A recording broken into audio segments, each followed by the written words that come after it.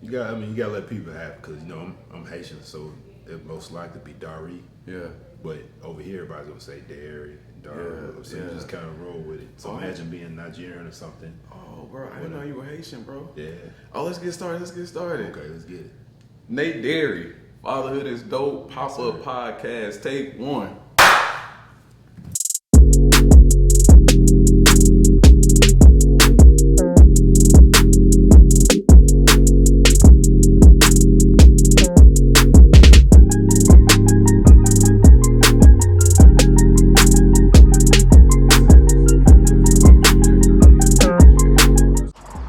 Happy Father's Day 2021.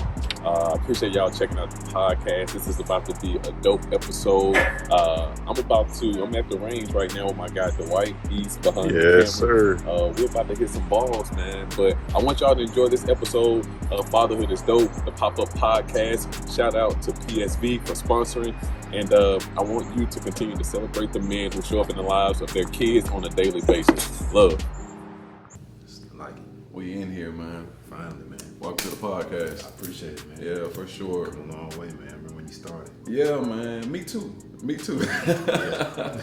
It's been a fun journey, man, to get here. And, for people to actually trust me, to come and sit down and have a conversation around something that's vulnerable, that's intimate as fatherhood. It's something that most men don't get an opportunity to talk about, or it's not something that's being promoted. We're here in the month of June. Yeah. It's Fatherhood Awareness Month. I like to say that because it really is. But, we celebrate fatherhood, or Father's Day, I should say. Yeah. But, so I appreciate it, man. I respect brothers like you who trust me. Yeah. To come and sit across from me, have this seat.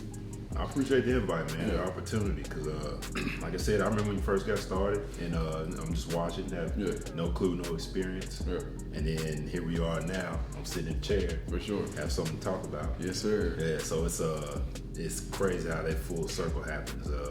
It's random too, because actually this building that we're in, my financial advisor's in this building. Who is it? Her name's Katie Murphy. Oh, she helped us prepare to have a baby. And then on top of that, we had our maternity shoot in here in this building. Boom, and now I'm sitting in a chair talking about the baby that we've been preparing for. In this building. Yeah. All right, so this building that we're talking about is 100 Taylor Street. And so we're here at the PSV Store. Again, shout out to Terrence, the man with the vision, Mr. Curator himself, man, who has allowed the pop-up podcast to take place in here, man. So, of course, check out the PSV Store on IG or on any platform for that matter. And they're located at 100 Taylor Street. That's a full circle moment, man. Full circle. That's really dope. All the stuff on the wall, you got your for merch. Sure. For sure. Guidance whiskey. Yes, definitely sir. Heavily tied in, with Jason. My wife does a lot of work with him. I hear with the PSV Store, I hear he's a family with one of the guys that worked out with us at the gym. Yeah. You're a savage at our gym. Yeah. Oh, respect. AKA, they don't know your name's Dad Life. Respect. Yeah. Okay, let's get into it. Yeah. All right, so here's the deal. Nate's a dad. We're going to talk about it, all right? But let's talk about the gym first, man. Because I think the gym is where I got an opportunity to really see you at work, really get to know you, man. And this is so random because I was thinking, how did I get to Made Fitness? How did I get there? And the guy who sat in this seat before you, Patrick Walker Reese, was working out there. Him and DJ Crisis and maybe Zach Bug. And they were really promoting it on IG. And I was like, they going hard in this gym. So, and I was working out by myself at the time or at the Wire. I had a partner, but it looked different. Yeah. And man, I was like, I don't know what they doing over there, but I want a part of it, man. And I Googled and I called, and the person that answered the phone was Nate. And I was like, bro, y'all gonna be there in like an hour? He said, pull up. We'll be there. And so I remember coming in and you really breaking everything down for me in a way to say, you know something?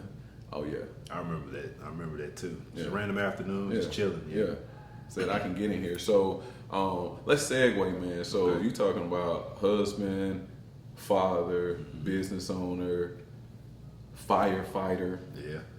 Yeah, entrepreneur as well. Because I think it's a difference in being a business owner and an entrepreneur. Oh yeah. You know what I mean? And so you got multiple things going on, man. You got the gym going on, but let's get into it, man. Let's talk about the thing that qualifies you to be here and have this conversation. Gotcha. Baby Nora, man. Yeah. Where are you in the fatherhood, on the fatherhood journey? So I would say, first off, I had a great example in my dad. My dad's a Haitian man, very traditional. So he raised me right. So I had a good example. And then I was around a lot of friends and family that weren't good examples. So I knew what to do, what not to do. So me and my wife, Jasmine, we chose to wait a little bit longer than most people. A lot of babies are accidents. Yeah. And it's good that they're here, but I'm gonna reframe the accident to unplanned. Unplanned. Yeah. That's the perfect word for it. So we chose to try to wait longer to do that. And it's crazy because everybody's asking, when y'all gonna have kids, when y'all have kids, and we were just like, when God chooses to, bless us with one. But when we did decide that we want to have a child, it wasn't that easy. You think it's A and B equals C, but we had complications and it wasn't easy. And then when we did have one, we lost one. So it's just like you go through this journey, and you think it's in your control, and it really isn't. So when we found out that we were pregnant with Nora, it was more than a blessing because the doctor were making it seem as if, you're not going to be able to do it naturally. And me being in the health field, I battle that all day. I feel like they're masters of medicine, I'm a master of health. Yeah. So I started, doing a couple different things as far as like taking the stress off my shoulders, getting more sleep, just kind of being more in tune with my body, which I thought I already was. And boom, got blessed with a baby. So the whole process of that was crazy. But then during all that, the pandemic hit. Yeah. So like not knowing what to do, and then throwing something like that that's never been done before, since polio or whatever. So it's like the fear of the unknown. But it turned out perfect. Everything worked out perfect. We were able to have a baby naturally. She had a tub birth, but I think it goes to say that we have to look at the black woman as God. Yeah. Like watching that whole process was crazy. Like every crazy or amazing? Both. Okay. It's not insane crazy, but it's more that amazing fact that the body can do that. Women can endure that type of pain, and it kind of makes them a superhero. Yeah. So from that moment, I already respected my wife, but at that point, I was like, "Hey, it's your world for 6 to 8 months. Yeah. Whatever you want for 6 to 8 months." So okay. We're 10 months in, almost 11, getting ready for that first year. Yeah. And it's just happening so fast. Crawling around, trying to walk, recognizing, has a little attitude, has a personality. Yeah. I love every minute of it. Man, I can't even deny it. I love to see black men talking and smiling about the joys of fatherhood, about the joys of their kids, because and I do this. I sit down and I talk with men all the time about fatherhood, but in this moment, it's just dawning on me that, man, there's still this huge stigma of the black man, the melanated man, not showing up in the lives of their kids or not having a proper example. We most of us are known, or we have this perception of that we're getting it out the mud, which is why that's the theme for this series, right? Yeah. But you started off this whole conversation talking about you had a good example. You had a good example, and you're talking about the honoring and respect process that you went through with your wife to get to this birth. And so for me, this is always refreshing. Yeah. This doesn't get old. Yeah. And so for me, the goal is to talk to more men, to change the perspective and the narrative, to reframe our thoughts and our language around how we see our kids and how we show up for them. Yeah. So, I got a question for you, because I know you in the context of the gym and in the city of Nashville as well, but we had the pandemic that shut the world down. Yeah. And you all were expecting a child during this pandemic, and you talked about you got more rest and you started to listen to the body. But I'm curious to know what other type of preparation that you take leading to the birth, because here the main variable in my mind when I think about preparing for a child. One of the main factors is the financial piece. Yeah. So, you know, you were here. It's the pop up. So every week in here is, you know, Teresa's in the room. You were in the room. We just did Patrick's conversation, and he talked about like it's cost $8,000 to $9,000 to have a baby. Yeah. That's you know, and everybody doesn't have like traditional healthcare insurance. Some people are paying out of pocket. You know, there's a spectrum for insurance as well, and so being a business owner, being an entrepreneur, having a child in the middle of a pandemic, like what type of strategy did you employ to say, hey, we're gonna do this and we're gonna make it? You know, that planning process, and especially to have a natural birth too. Yeah. The best part about it, me and my wife work as a team. She's also an entrepreneur, but she's always also had a job, so that's stable. You know, we talk about entrepreneurship.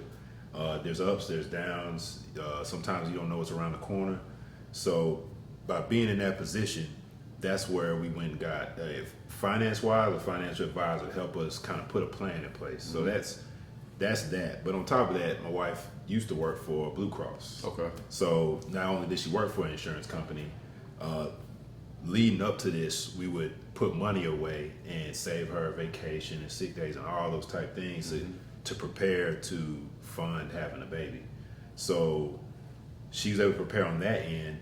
We were able to prepare with a financial advisor, and that's just finance-wise. Yeah. So outside of that, you know, preparing the room, the space, preparing the mindset of, you know, where we're going to be. I want to shout out my wife also. She just retired from her job to pursue her business full-time, Twisted Corks. She works a lot with Jason. He got his whiskey, but we were setting all this up. So in that process, I knew, okay, I've always been an entrepreneur. That's kind of, as my adult life, that's what I've been. But I know she wants to pursue her dreams, and we're about to bring a child to this world. And sometimes the system that's set up for that doesn't necessarily look out for our children the best. Right. So we're going to have to do a different path. We were just talking about these things. So that is part of the reason why a couple years ago I decided, you know, what more can I do? I've tried opening more businesses. That causes more stress. So that's part of the reason why, you know, jumped the gun and went ahead and decided to become a firefighter. Because that gives us that stability, but at the same time gives me that time to be able to spend and watch this daughter grow. I don't want to be on the, you know, working all the time. So between owning the gym, which is a passion of mine also, and then helping the community, which with plenty of off time, I'm able to be there. And then my wife's able to be a little less stressed by leaving the job and being her own boss. And I can watch both of them flourish. Yeah, that's cool. Congratulations, Jazz, on that move. That's a big move. I know you're watching this conversation. And I know you're sharing it with your friends too, to let them know how awesome of a dad Nate is. Talk to him. That's a plug. Okay. Talk to him. Yeah, and man, and then congratulations to you on the transition. Something struck me though. You know, most folks don't think about getting a financial advisor to prepare for a baby, and so what got you all in that mindset to say, hey, with all these things going on, let's get somebody else to help us manage our money? As you know, I'm a personal trainer, so I'm a coach. A lot of people know what they should be doing to get in shape. You can always Google any day what you need to get in shape, but sometimes you need that coach. Yeah. Like pro football players. Yeah. All of them are excellent football players, but how good are they without a coach? Yeah. So it was one of those things where we talk about it with mental health, we talk about it with parenthood, we talk about it with so many things. That's good. We need to hire professionals to do, even running a business. Yeah. When you can, you hire a professional to do something better than you can. Yeah. You know, as an entrepreneur, I do my accounting, but I'm not an accountant, and I'm not the best accountant by far. So when you can, you hire somebody to do that. So that's kind of where that decision came from, because you have to meet with the right one that kind of knows your values and your goals. You got to interview them. Yeah. So once you find that, it takes the stress out of it, because it's like, okay, here's the game plan. You just have to follow the game plan. Yeah. So that's kind of where we decided to, and it made it work. You know, we decided to have a natural birth at Baby & Co. And a lot of it didn't come out of our pocket. You know, we set it up, and it was just a less stressful process, and it seemed like everything fell in place the way it was supposed to, pandemic and all. Yeah. You know, pandemic happened, but COVID's going around. You got this precious piece of cargo that's out here, and you got to protect it. But we were able to have a nice. Pretty sure you know it's a lot harder for her than it was for me. But, like nice, easy, smooth. Yeah. What is he talking about? Yeah, she'll have a different voice on that, but it's worth every minute of it. Yeah, that's love, man. And I appreciate you contextualizing that too, because I think more often than not, I'm glad you said mental health. You know, my wife is a therapist, and a lot of times, you know, we think that we can work it out mentally on our own.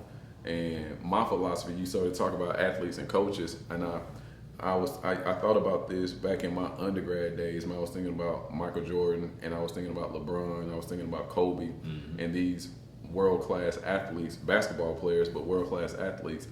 And this is about Phil Jackson too, and I'm like, you can't be a world-class, and my perspective was that you can't be a world-class athlete without a world-class coach.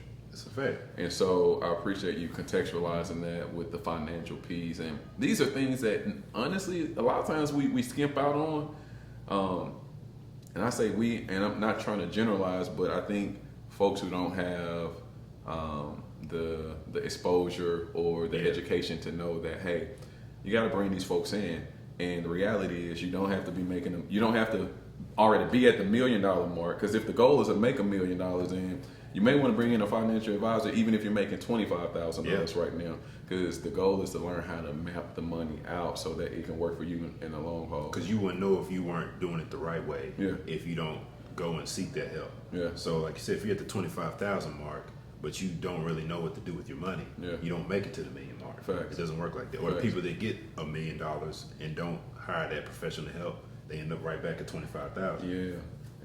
And now I'm a new mental health advocate, man, just based on 2020 and this past month alone, things that I've experienced that has encouraged me to lend my voice to the mental health field. And so even with Therese being a therapist, it's like most people, you can't wait till, you don't always have to wait till there's a problem to go and see a therapist. It's true. You know, so, man, I want to talk about, just since I got you in the seat, just like the physical health piece. Yeah. Man, you know, that's something that's really important to me. It's something that it's a passion and a business for you. Nate, I'm always trying to get dads to like own their physical health and fitness. And a lot of times when men hear that, they immediately think about bigger biceps and they always think about a six-pack. Yeah. It's always about the six-packs. Yeah. And some of them want their chest to be bigger, right? Yeah. But, man, I kind of want to tap into, like, your mindset on, like how do you encourage more men to take their health seriously for the sake, not just for the personal benefit of themselves, because for me, all this is a byproduct of the long play. Yeah. So how do you get clients engaged? How would you encourage a dad to say, hey, it's time to step up? The main thing is it has to be organic. So it'll be just like these conversations like this and mentioning things like being able to play with a child. You know, like we all know how active kids are. So you know what it feels like if your kid wants to play, but then you can't play with them. Like, how does that make you feel? So I'm gonna pause though, because sometimes my kid wants to play and I'm tired from the gym. Okay, but you know, especially this gym. So I just want to be real. But you're saying, but I have the ability to. Yes, I do have the ability to play. So I think the main thing that we do get caught up in the show muscles, but that's why we always we talk about the go muscles. Yeah. Like some of the best shape people in the world don't have a six pack, you know. Or we talk about women having a child. Like for the body to do that, they didn't have to do push-ups to do that. The body naturally does that. So as a father, we have to realize, okay, you're not 18 anymore, you're not 16 anymore. You can't run that 4.240. You can't you don't have to bench press 400 pounds. Like you just need to be able to move, get around, recover, and stay healthy enough to make it through your child's life. Yeah. Because I get to see that now on the other side with the firefighting. You got people in their 40s and 50s that are leaving this earth early. Not because, of a car accident or a fire. It's because they just put the wrong things in their mouth and didn't take their health seriously. So I don't preach it. I try not to preach to anybody because nobody wants to hear that, especially guys. We don't, man, get off my back. Nobody wants to hear that. So I just kind of stress that long-term game. Like, what are you trying to do? Okay, you got your kid, blah, blah, blah. Like, when was the last time you did this with them? And they'll think about it. So when they come in, we just get them to detach from your high school football days. Or even your college football days. It's different, especially if you've been doing nothing in between. That's all, man. You just got to give. I try to give people 10 years of their life back. If you're 50, you can be 40. You can feel 40. If you're 60, you can feel 50. Just don't try to be 18 again, because it just don't work like that. That's good. Yeah. That's good. Nate, that's good, man. Yeah, man. It's real. I think I got 10 years of mine back. Oh, you got it back, man. We can talk about this track meet you did. You know what I'm saying? I'm thinking about my track meet. Yeah. We talked about it. You manifested, you trained. Real talk. You might not be trying to beat a younger self, but you did something amazing by getting out there. Track is one of the hardest things that I've ever done. Yeah, me too. So to get out there, and I'm pretty sure there was speed demons out there. Yeah. For sure. Try not to compare to that. Just the fact of getting out there and doing that, I tip my hat out there. I ran my race. I finished. I was proud of my times when I ran the Open 4, Open 2. Interesting story, real quick, because I don't know if you know this. Oh, maybe you saw it on IG, but I'll unfold it, man. So I'm preparing for this track meet. It's the USA Track and Field Open Masters track meet, and I'm going out to run the 400. Man, I'm a stickler for stretching because you talk about mobility and flexibility, and that's going to give you some of your usefulness back too. That's a part of the 10 years, right? So I'm going to the track meet, and if you ever run the 400 in the track, it's like mid track meet. The 4x4 is at the end of the track meet. So I pull up, track meet starts at 10. I'm gonna get here. I pull up around 10:13. I think I read that. I was like, I'm gonna get, it's 10:13. I'm gonna get on this field. I got my trap music ready. I'm about to stretch. Whole routine you had. Whole routine. And I walk up to the gate, got my backpack on, got my Fatherhood, getting out the mud hoodie on, got my Nike slides on, walk up to the gate. The gate right here. Yeah. The track is probably right on the other side of your chair. And I walk up and I see the guy with the gun and the sheet, and he literally just looks up and he said, McGee, lane 3. That's me. And I'm thinking, is this the 400? And so as I look out, I'm like, I don't think it's another McGee. And I look on the track, I see the other guys are literally setting up. I can tell they're setting up for the 400. And man, in that moment, I had a decision to make, bro. And it was like, do I run? And I said, man, I've been working just for this one race. Yeah, man. And it's right in front of me. So I got a choice to make. And my choice was, so I pulled up at 10:13, got to the gate by 10:15, and by 10:16 and a half, I was on the track with my spikes on. God. No stretching or anything. That's 80. You got yourself some years back. That's 18-year-old. You feel me? You feel me? Respect. But this is what I told myself. I said, you know something? I believe that the mind is the strongest muscle, man. And that's preached at Made Fitness too. Yeah. But also I said, your mind is the strongest muscle. And I've been stretching my mind all morning as I've been envisioning this track meet, right? Yeah. But the other part about it, I said, and also you so nervous and all this was going on, you got enough adrenaline to get around this track. Get you through. Now, is it gonna be your best? I don't know. But I showed up. Yeah. And you gotta perform, and man, end up running, came in third place, ran a 57 in the Open 4. Think about that. You got there, basically hopped the fence, jumped on the track, and that attests to you working this whole time. Yeah. Since you made that conversation, came in the gym, you've been working. Yes, sir. You work, you show up, you do what you do. Even when nobody's at the gym, people don't see that. I see it. You'll come in, do your work. Yes, sir. If you weren't doing that, you wouldn't have been able to do that. No way. You would have got out there and you would have got 200 meters in. Yeah. Yeah. Hey, cause check this out. Yeah. At the 200 meter mark, all right, so we in the 4. Man, we running, they take off. And man, we run. Everybody is still in this race, bro. Okay. And all you can hear is ha ha ha ha, and we hit the 200, and that ha ha ha went to ha ha Here, and you know what and I was running and I laughed to myself. I said, they done. That's it. Turn up. And I went in and I went in the curve, man, and was able to get my kick on the other side. But that's funny because that 200 is the sign. You know, it's the sign. You know who's here to stay. Yeah, they dropped. But like I said, if you weren't preparing for that moment and mentally there, and it would have been easier for you to say like, maybe next time I missed it. No, you went ahead and hey, you were ready, man. And I couldn't do that to myself and the people who, yourself included. You're the person that even told me about the track in the first place. But everybody else, and it wasn't a lot of people. It wasn't a fanfare. It's not like I promoted on social media, but like the handful of my friends and family who knew that I was going to be doing it. And I said, man, I want to be able to report back. You know how many people are watching, rooting for it. Yeah. Like, oh man, look at him, look at him go. And that gives people life, gives them something to shoot for, and that's what this platform does. It just kind of, that's what I love about social media, platform media, and all these things we talk about all the time. Mm-hmm. Like you never know who's watching. Mm-hmm.